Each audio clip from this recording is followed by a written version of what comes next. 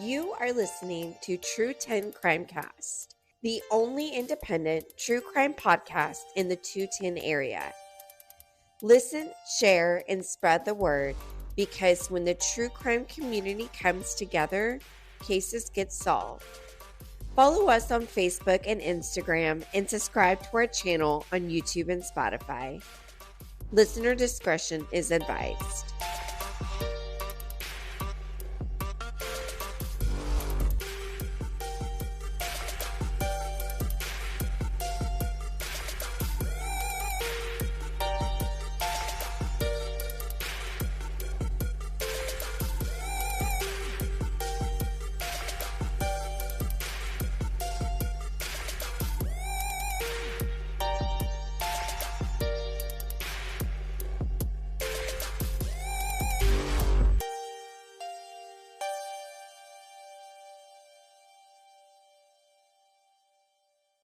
This story has been more than a year in the making. This is one of the first stories we covered after True-10 CrimeCast became an entity back in 2023. We picked up this story in March 2024 when Kaitlin Hernandez was first reported missing. Then we stuck with the story as it ever evolved into what it is now. We shared in part 1 about the tragic loss of Kaylee Hernandez. Kaylee was just 18 when she passed away in her home. Although police completed 2 autopsies, first time being ruled inconclusive, and the second being ruled death by heart failure. Kaylee did not have heart issues nor suffered from any ailments. Kaylee's family does believe there could have been something more sinister at play. Her family had to come together to bring closure to losing Kaylee just when she was about to graduate. Kaylee will be forever remembered in so many hearts. Kaylee's loss was just the start for the family because not months later, a tragic loss happened. And this is where we first picked up Kaitlin's story. Listener discretion is advised. Kaitlin Hernandez was only 17 years old. Her life was full and the opportunities were immense in her future.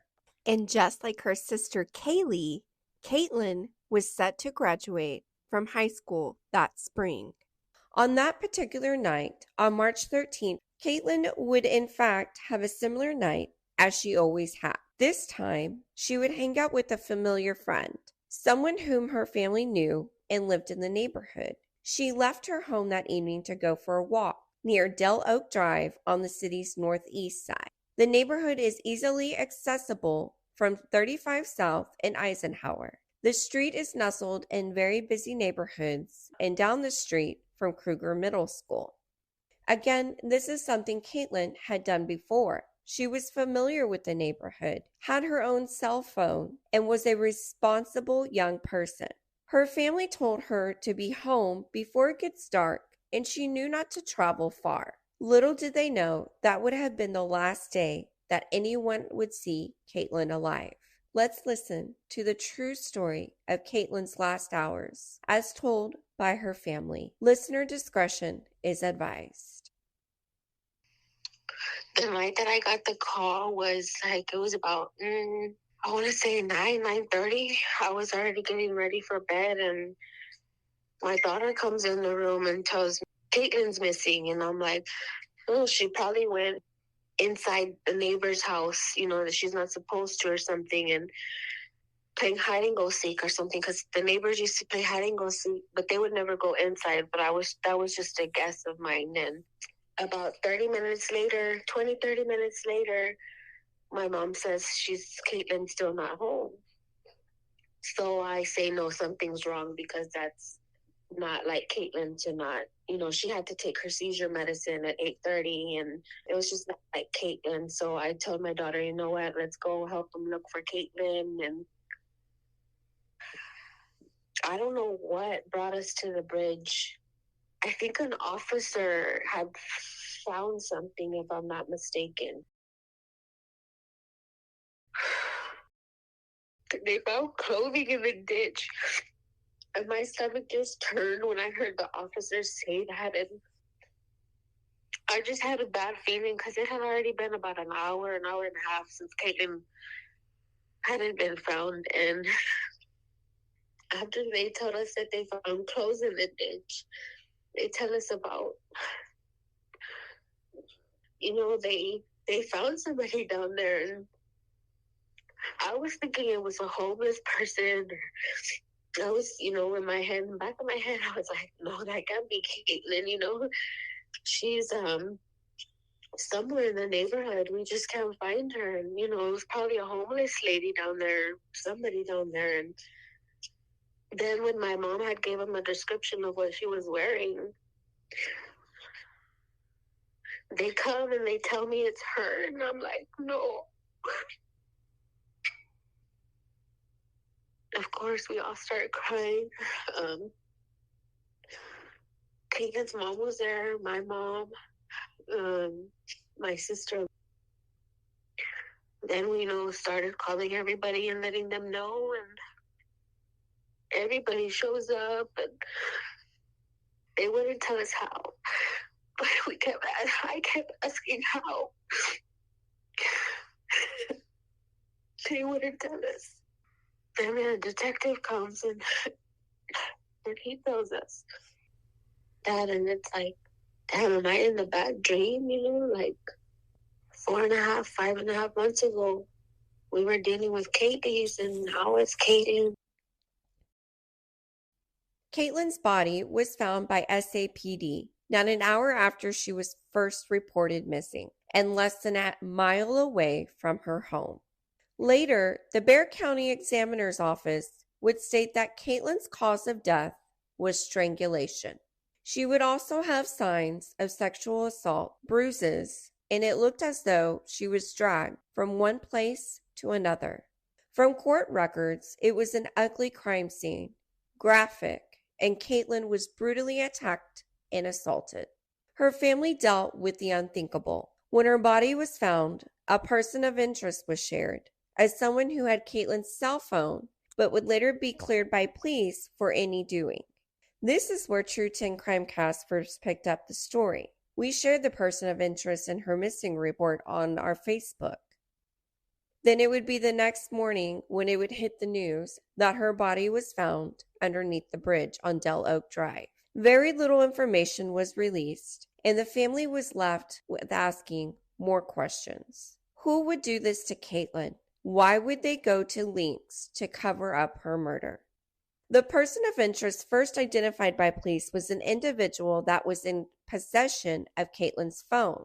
The repeated calls to Kaitlin's phone by her family caused this individual to answer the phone. The individual was able to be traced by a nearby gas station. Police were able to identify and make contact with him. He reported he found the cell phone on the ground, told police where, which was only feet away from where Kaitlin's body was initially found. SAPD also looked at the initial friend that Kaitlin went on a walk with that evening, and that would be 15-year-old Daryl Barrera. Daryl was fully cooperative with police, telling them that Kaitlin and him had a serious conversation about her wanting to leave and run away from home. He explained that he walked her to the nearest bus stop and he left her there, and he walked back home by 9:20 p.m. He said he didn't hear from her or know where she was going. Police went on to take DNA swabs from all potential suspects in the case. It would take months before results would come back. Police also completed a full autopsy on Kaitlin's body. True-10 CrimeCast requested an autopsy report from Bexar County Medical Examiner's Office, but was denied by Bexar County DA's office based on an ongoing investigation status that was left on Kaitlin's case, even though the date of the request was after the case was closed in court. In the meantime, Kaitlin's family would never give up hope, fighting for answers and wanting justice. Kaitlin's aunts often held vigils and walks to bring awareness of Kaitlin's death and that her killer was still on the loose. Often wearing red, which was Kaitlin's favorite color, it brought so many people out and allowed the family to be together as they were still recovering from the loss of Kaylee just a few months prior. And once again, the family came together to bury their loved one. The girls would be laid to rest next to each other at the Chapel Hill Cemetery. After more time had passed, SAPD would confirm the DNA match that was found on Kaitlin, a match to 15-year-old Daryl Barrera, the initial friend that went walking with Kaitlin and told police that she had ran away. So who is Daryl, and why would he ever want to hurt a fellow friend?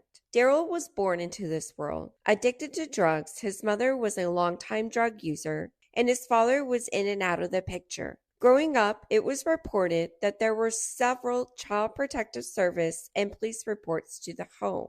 There were many concerns about Daryl's welfare, including drug use and abuse. This abuse would extend from physical to sexual abuse at the hands of his own family. Daryl did not even have a fighting chance growing up in this environment, and it would take years before he would be rescued out of his home life, then raised by his extended family. But in the meantime, Daryl would continue to be exposed to several traumatic and life-changing experiences, which resulted in him having his own challenges growing up. At a young age, Daryl was reported to have a record of stealing, lying, and showing difficulties making friends or having appropriate social experiences overall.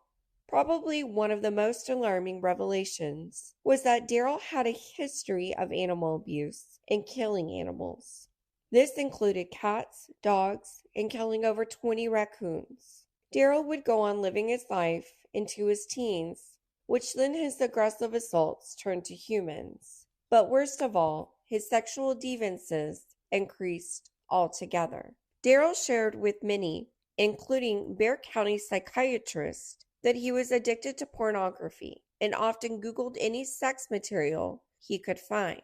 Daryl had a school record of many inappropriate instances towards school, staff, and peers. Daryl had actually entered into counseling and was being seen by doctors and specialists. He was prescribed mood stabilizers and medication for his ADHD. By the time he was 15, Daryl would be fully removed from his home and went to live with a maternal aunt. He attended school just like any other kid his age, but this often brought more problems and incidents with threats, including more violent behavior, beginning to show itself more and more. His maternal aunt that took Daryl in often was at a loss of what to do for his behavior. His aunt took him to specialty mental health facilities, but would often be turned away after initial care. This pattern of his dangerous behavior, plus his traumatic childhood, mimics similar well-known and headline-leading serial killers, such as Ted Bundy and Jeffrey Dahmer. Such as Daryl's upbringing, Ted Bundy, the known serial kidnapper, rapist, and killer, had a rough childhood that started with him abusing animals. Ted Bundy was also widely known to torment and bully kids around the neighborhood. And just like Daryl, Ted grew a very distinct obsession with sexual abuse materials, especially depicting dead or maimed women. Ted Bundy would go on to increase his devious behavior from fantasy to reality, ultimately murdering dozens of young women and girls. We compare Daryl Barrera to Ted Bundy, not to ostracize him, but to bring awareness of how dangerous Daryl Barrera's behavior was before he took Kaitlin's life. How all the red flags were there, but nothing was done to prevent this heinous crime. Who was truly responsible? What if he had been locked away, given the proper treatment before any of this could have happened? After Daryl was initially arrested, he would go through a psych evaluation and was very open with the county psychiatrist. Daryl admitted that he believed it was him against the world, and it was reported saying that he needs 4 to 5 years to get help. Psychiatrists reported that Daryl was a high risk for violence, sexual assault, but did have the ability to control these urges. So let's fast forward to November 2024. Several months after Kaitlin was murdered, we would finally be in court.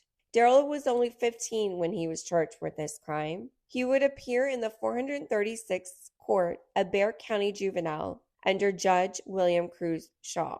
Judge Shaw has a tenure in the court system, has worked in the juvenile system for years, and has a record of being stern, firm, but also showing compassion towards individuals that deem deserving. Sitting in his courtroom for even a short amount of time, you can tell he has a passion for what he does. He is intelligent and takes his role as judge very seriously. This case would be no different.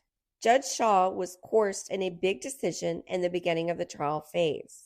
Would Daryl Barrera be charged as a juvenile or adult for his crime against Kaitlin Hernandez? It would only take mere hours after experts and all the documentation was first reviewed by Judge Shaw that he would make the decision for a now 16-year-old Daryl Barrera to be tried as an adult. Although he would be tried as an adult, Judge Shaw would keep the case in juvenile court and he would continue to reside over. Daryl would remain in juvenile detention where he was being kept in the special needs unit. His court-appointed attorney would do everything in her power to fight this ruling, but Judge Shaw expressed the severity of the case. I do not believe we have what is required to deal with Barrera, and a combination of juvenile and adult detention and services is required. This would be proven true as Daryl was not successful in juvenile and had multiple assault and sexual assault charges put against him while in their care. Fast forward yet again to June 2025. Daryl Barrera and his court-appointed attorney would reach an agreement with Barrett County DA office with a plea bargain. This was hard on the family to accept, but it ultimately meant we would not have to go to trial and everything would not have to be strung out in a courtroom. There would be a sentencing for Daryl, and the family would have the opportunity to share their impact statements and listen to the court as they finally sentenced Daryl for his crimes. My mom blames herself a lot. She's like, if I would have known all this about Daryl, like, I would have never let Kaitlin be friends with him. And still to this day, as a matter of fact, talking, and she was just like, I keep having dreams about Kaitlin. I keep hearing her laugh and just little things. And she's like, I miss her. And yeah, just she keeps saying, I would have never let them be friends. And never did it come any across of us, as to all the things that we found out, during the trial. I remember my sister mentioning it one time that Daryl had told Kaitlin that, he used to get beat really bad, but never anything like about the animals or other stuff that he had. He would just say, yeah, they beat me and, I don't want to be there and things like that. But Kaitlin never told us, like other stuff. The way that they did my daughter Kaitlin, just left her like that, like if she was an animal, is very inhumane and evil. And I'll never forgive him because he I don't know why he did it or what was his reasons, whatever. But I mean, what did she do wrong to him? What did she do wrong to him? Nothing. And so he just took an innocent life, my daughter, away from me. This day was very real and very somber. It had seemed like it had taken so much to get there, but in reality, it was one person with one choice that had solidified this decision for all. We cannot ignore the red flags, nor his mental state, but accountability still needs to be held, and someone has to pay for Kaitlin's death. Kaitlin's family packed the courtroom that fateful day, from her aunts and uncles to her mother, grandmother, siblings, and cousins. This was their reality. After burying both Kaylee and Kaitlin and experiencing loss at a level very few families had to endure, they were there to speak up for Kaitlin and to ensure Daryl would be locked up for good. Judge Shaw gave his sentencing, reminding Daryl there is no appeal process when taking a plea deal. Daryl and his court-appointed lawyer both were in agreement. And with that, Judge Shaw sentenced Daryl to 35 years of incarceration, and he should be granted time served. With this, Daryl would be close to his 50s by the time he would be released. Only time will tell what is to come for Daryl. But in the meantime, Kaitlin Hernandez's memory continues to live on just as her family would want. Her family continues to honor both Kaylee and Kaitlin, as these Heavenly Sisters will forever have each other. Thank you for listening to today's episode 30. Another special thank you to the family. We hope this episode will continue to spread awareness and keep Kaitlin and Kaylee's legacy alive. And remember, stay safe, San Antonio.